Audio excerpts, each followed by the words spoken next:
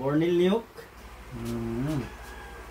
তেওঁক মই দিবলৈ একো নাই আৰু মই সদায় সৰু ল'ৰা ছোৱালীৰ লগত থাকি ভাল পাওঁ আৰু সেইকাৰণে তেখেতক এটি মই তেওঁৰ যি প্ৰতিভা দেখিলোঁ আৰু সেই প্ৰতিভা অনুসৰি তেখেতক মই একো দিব নোৱাৰোঁ তথাপিও মোৰ অন্তৰৰ যি শুভেচ্ছা আছে আৰু সেই শুভেচ্ছা মই তেখেতক বা তেওঁক আজি এই ফুলাম গামোচা দি এখন সন্মান যাচিছোঁ তেওঁৰ ভৱিষ্যতে সুন্দৰ প্ৰতিভাখিনি আগুৱাই লৈ যাব আৰু তেওঁ এইখন গাঁৱৰ বা এইখন অঞ্চলৰ এটা সুনাম কঢ়িয়াই আনিব বুলি মই এই আশীৰ্বাদ আগবঢ়ালোঁ আশীৰ্বাদ কৰক দেই থেংক ইউ ভাল ভাল দেই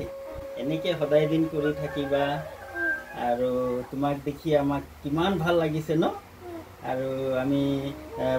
বৰ আই আৰু মই তোমাক সদায় দেখোঁ ফটোত আৰু তোমাৰ অভিনয়বিলাক দেখোঁ সঁচাকেই ভাল লাগিলে আৰু ভাল লাগি আজি আমিনো কি দিম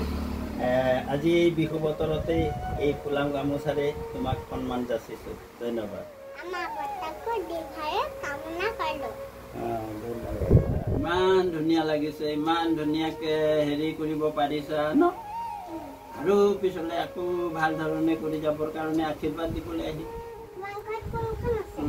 তোমাৰ নিচিনা দুটা ভাইটি আছে মই আছো তাৰপিছত ভাইটিৰ মাক আছে ডাঙৰ পৰিয়াল তাৰপিছত আইতা আছে নিশ্চয় আনিম নিশ্চয় দেই তুমি তেনেধৰণে ভাল ভাল আকৌ দেখুৱাইছা ন আৰু ভাল ভাল দেখুৱাবা চবেই মানুহ আহিব হয় ন আমাৰ গাঁওখনৰ উজ্জ্বল হ'ব সমাজখনৰ উজ্জ্বল হ'ব ন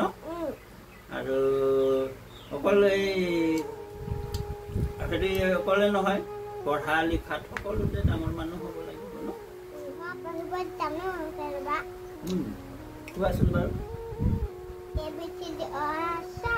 হয় এটো জেড ন ভাল ল'ৰা ভাল ল'ৰা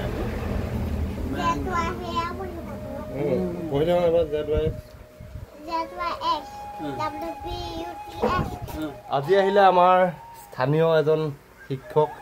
আৰু শ্ৰদ্ধাৰ শিক্ষকজনক আমি কি বুলি সন্মান জনামনো তেখেতে আহি আমাৰ ঘৰ পালেহি আৰু আমাৰ বৰ্ণিলক অকণমান মৰম দিবলৈ আহিলে আমি নথৈ আনন্দিত হৈছোঁ যিহেতু তেখেতে আমাক মৰমত নিজৰ ঘৰত আহি পেলাই অকণমান বৰ্ণিলক মৰম দিওঁ বুলি আহিলে আৰু তেখেতক আমি সৰুৰে পৰা আমি লগ পাই আহিছোঁ তেখেতৰ পুত্ৰ মোৰ একে ক্লাছমেট আমাৰ ছাৰজনৰ নাম হ'ল নিকলছ কুজুৰ আমাৰ স্থানীয় বুলি ক'লেও একো ভুল নহয়।